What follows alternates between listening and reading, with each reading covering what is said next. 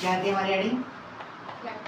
Electric potential due to electric dipole. ठीक है, हमने इलेक्ट्रिक फील्ड पढ़ी थी डाइपोल के लिए, जिसे पी की फॉर्म में निकाला था। सेम हमने दो पॉइंट पे पढ़ी थी। एक पॉइंट हमने पढ़ा था एट एक्सिस, मतलब डाइपोल के एक्सिस पे इलेक्ट्रिक फील्ड कितनी होगी।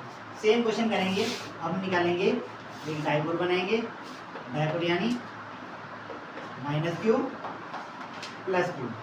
ठीक है, डायरेक्शन ऑफ डाइपोल यानी कि डाइपोल कैसे बनेगा, ऐसे, जिसे हम क्या कहते हैं पी। हमने कहा कोई पॉइंट यहाँ है ए, जिसमें हमें क्या निकालना है पोटेंशियल, इसी तो होता है। उसके बाद हमने क्या कहा था, इसका सेंटर है, ये डिस्टेंस भी एल और ये डिस्टेंस भी एल।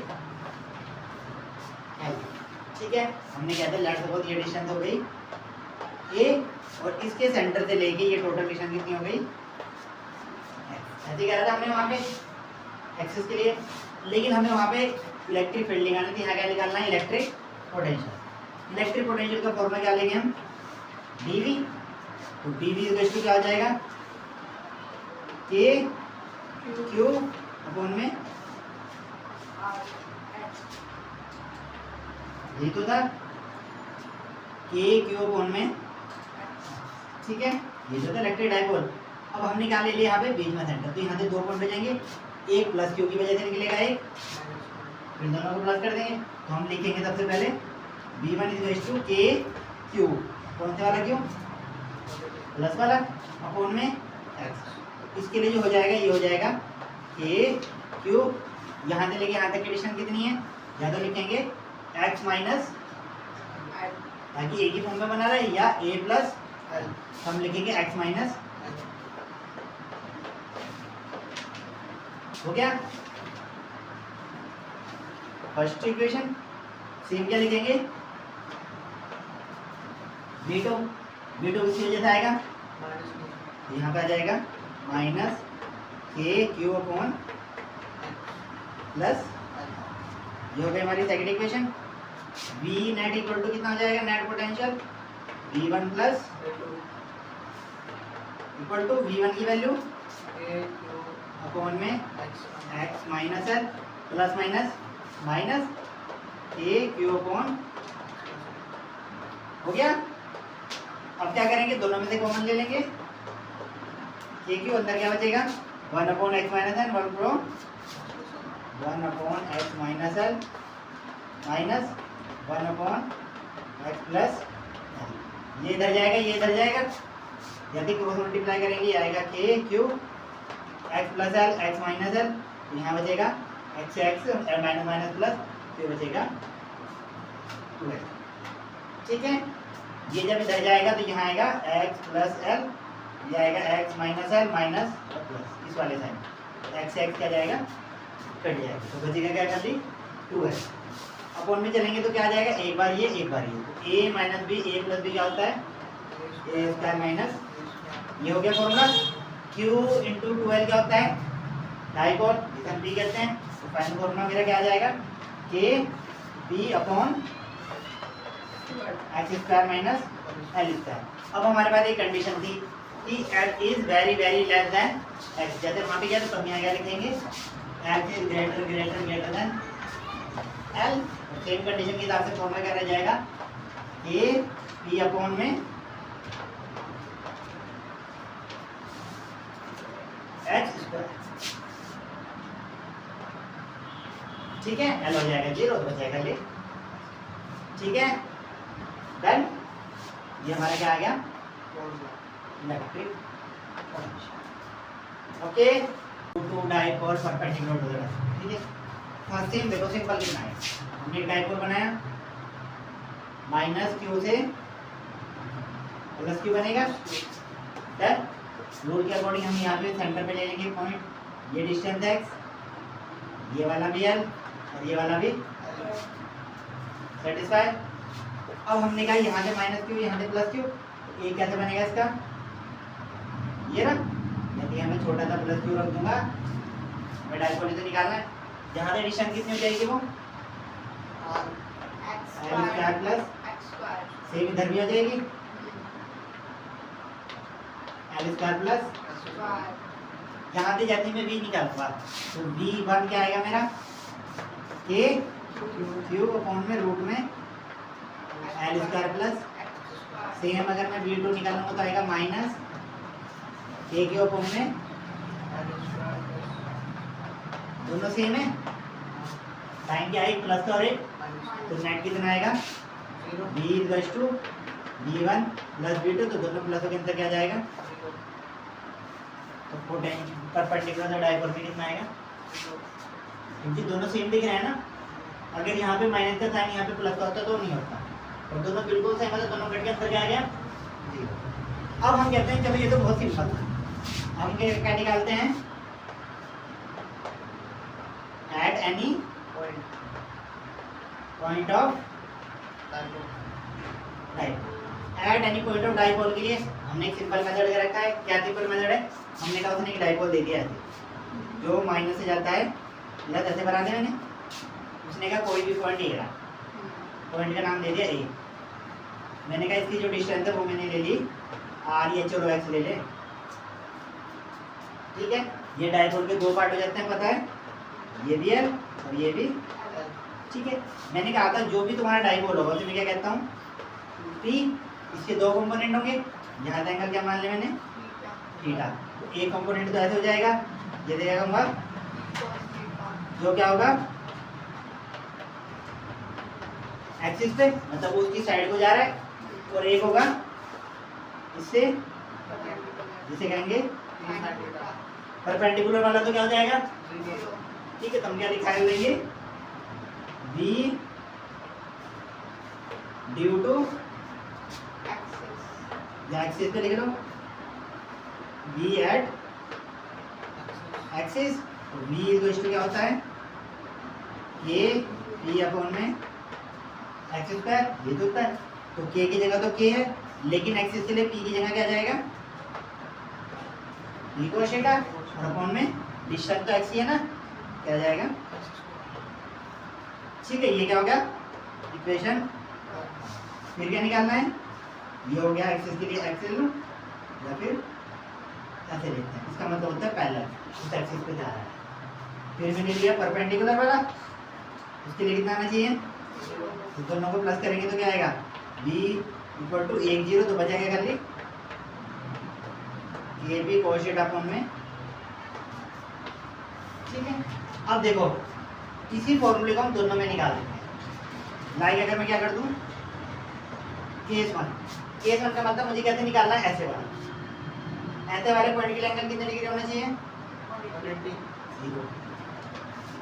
पॉइंट भी इधर है और मैं जाने किधर रहा हूँ 0 डिग्री cos 0 की वैल्यू 1 तो सिंपल आंसर क्या बचेगा तो थीटा इक्वल टू 0 डिग्री पे तो फॉर्मूला क्या आ जाएगा v equal to AP upon में वही तो पहला केस था हमारा जब वो एक्सिस पे हो 90 डिग्री के लिए कितना लेते हैं 0 आना चाहिए तो cos 90 की वैल्यू क्या होती है 0 तो पूरा डिग्री क्या हो जाएगा 0 सेकंड केस आ जाएगा यानी कि केस 2 में क्या ले लेंगे v इक्वल टू तो ये फॉर्मूला दोनों जगह काम करेगा और सिंगल वाले को कराई दिए एक वाला लेंगे तो सिंपल आएगा परपेंडिकुलर के लिए क्या आ जाएगा 0 और दोनों के लिए आ जाएगा ठीक है इसलिए कहते हैं एट एनी पॉइंट का मतलब परपेंडिकुलर लाओगे तो भी मिलेगा एक्सिस पे लाओगे तो भी मिलेगा और दुनिया के हर पॉइंट पे मिलेगा बस हमें क्या डालना पड़ेगा कि वो डाइपोल से कितने एंगल पे है डाइपोल से कितने ठीक है electric potential due to solid sphere और नॉन कंडक्टिंग स्फीयर ठीक है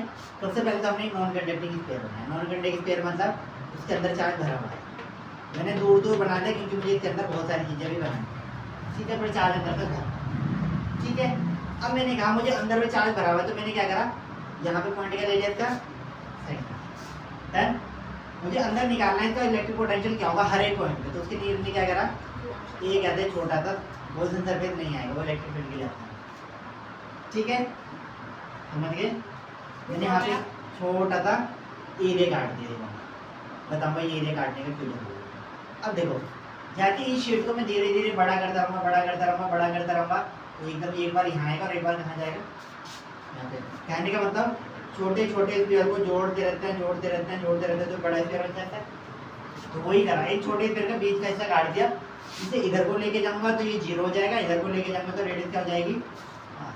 ठीक है, तो मुझे क्या निकालना है, b होगा इंटीग्रेशन ऑफ dv कहाँ से कहाँ तक, 0 से r तक। इस वाले को बढ़ाता रहूंगा 0 से r तक। मैंने कहा ये कितना है dx, और जो यहाँ से लेके यहाँ तक की डिस्टेंस क्या है x।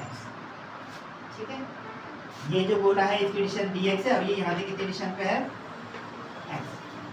ठीक है, अब देखो मैंने एक बहुत ही दिमाग का क्वेश्चन लगाया। मैंने कहा इस गोले के बाहर मैंने यहाँ क्या पुट कर दिया r। ये जो गोला है इसके बाहर मैंने क्या पुट कर दिया, एक पॉइंट। इस पॉइंट का नाम ले लो शायद p। अब देखो तो करने से क्या फायदा हुआ। अब मैंने कहा एक गोला ये अंदर है, एक गोला ये बाहर है। अभी तुमने पढ़ा था दो गोलों की वजह से अगर आपको इलेक्ट्रिक पोटेंशियल निकालना तो कैसे निकालते हैं, पहले गोले की वजह से देखते हैं फिर दूसरे गोले की वजह से देखते हैं, फिर वही कंडीशन यहाँ पे भी आ जाएगी। मैंने कहा ये पॉइंट P है, मैंने कहा इससे लेके यहाँ तक की डिस्टेंस क्या हो गई r, और ये यहाँ से लेके यहाँ तक की डिस्टेंस r से लेके r। तो मैंने इसे दो हिस्सों में कन्वर्ट कर दिया। एक तो जाऊँगा 0 से प्लस एक जाऊँगा r से बड़े वाले r तक। सेटिस्फाई। अब पहले क्या होगा, अगर मैं इसे यहाँ रख रहा हूँ तो बड़े वाले इस वाले गोले के लिए तो ये बाहर है। अगर मैं यहाँ पे रख दूंगा पॉइंट P तो इस गोले के तो ये पॉइंट कहाँ भी है बाहर है, लेकिन इस वाले के लिए कहाँ जाएगा, एक के लिए बाहर लूंगा और एक के लिए अंदर। सेम कंडीशन यहाँ पे बना दूंगा। तो यहाँ पे क्या आता है फॉर्मूला, K Q तो छोटा था Q होगा डेल्टा Q अपॉन में R। बाहर वाले के लिए तो ये लेते हैं ना, बाहर वाले के लिए क्या लेते हैं R, अंदर वाले के लिए क्या लेते हैं x। यहाँ क्या जाएगा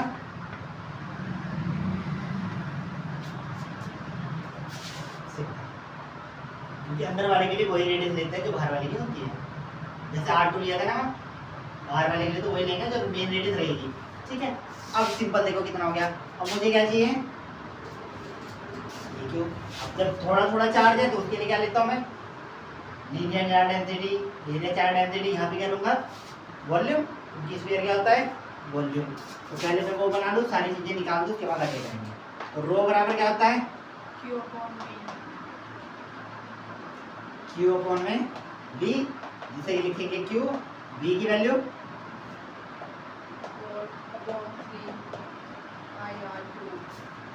डन। अगर मुझे छोटा सा Q लेना है तो छोटी सी वैल्यू लेनी पड़ेगी। तो छोटे से Q के लिए मैं क्या ले लूँगा dV दी, ऊपर तो आ जाएगा dQ, नीचे लिखेंगे 4 पाई r², साथ में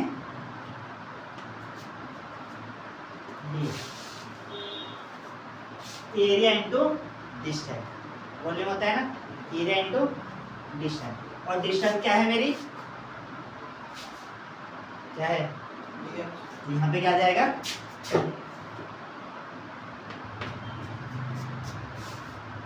हो गया सर ये क्या वॉल्यूम Q अपॉन V, ये Q अपॉन V है क्या, ये आ रहा Q माने चार्ज किसके अंदर, इसमें वॉल्यूम है। लेकिन मुझे तो खाली कहाँ पे चाहिए, यहाँ पे अंदर वाले के लिए चाहिए ना। तो अंदर वाले के लिए क्या आएगा dQ, अंदर वाले की रेडियस जो कितनी हो गई, छोटे वाला आ रहा है तो छोटे वाला, और साथ में ये तो उससे इसकी इंटू किधर हो जाएगी, तो ये हो जाएगा रो इंटू 4 पाई r² dx। हमारे लिए डिस्टेंस क्या है, हमने डिस्टेंस क्या मान रहे हैं, तो हम यहाँ पे r ना लेके क्या लेंगे, ये दो चार चीजें याद रखें, बाकी कुछ नहीं है। ठीक है, अब रो की वैल्यू डालेंगे। रो की वैल्यू क्या है, तो ये फिर बन के क्या आ जाएगा Q पाई r³, साथ में 4 पाई, 4 से 4, पाई से पाई घटा 3 ऊपर जाएगा, तो वैल्यू क्या आ जाएगी dQ की D Q equal to 3q upon में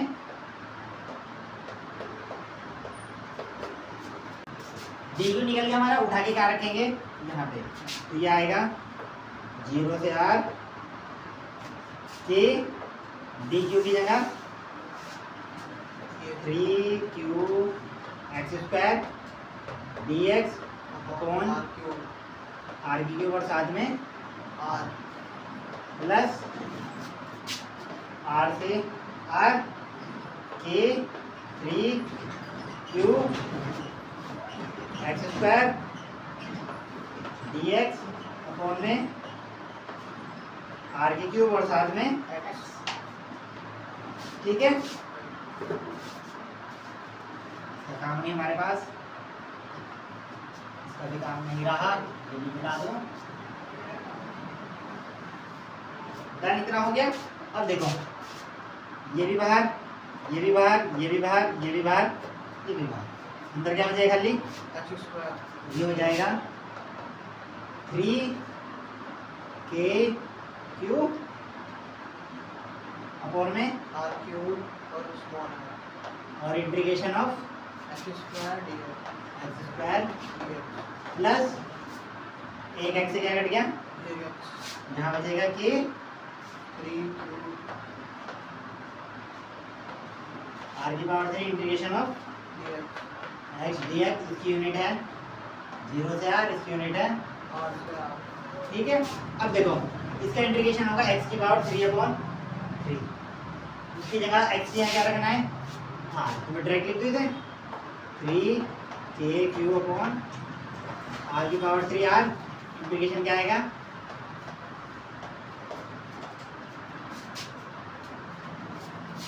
प्लस k3q अपॉन r की power 3 x square upon square, ठीक है। x की जगह r, यहाँ r से r, तो हो जाएगा 3k³ अपॉन r की पावर 3r इंटू r की पावर 3 अपॉन 3 से 3 कटा, एक r से एक r कटा, प्लस k3q अपॉन r की पावर 3, एक बार ये एक बार upper limit minus lower limit upon, ठीक है। बस फाइनल आंसर हमारा क्या आ जाएगा, k³ क्या बचा, एक r कट गया तो r square R cube plus 3 k³ आएगा 3k³ upon are cube r³, एक बार तो साथ में ले लो r स्क्वायर माइनस, नहीं लेना तो पूरा इतना भी सही है, वो सॉल्व हो जाएगा तो कोई फायदा नहीं है।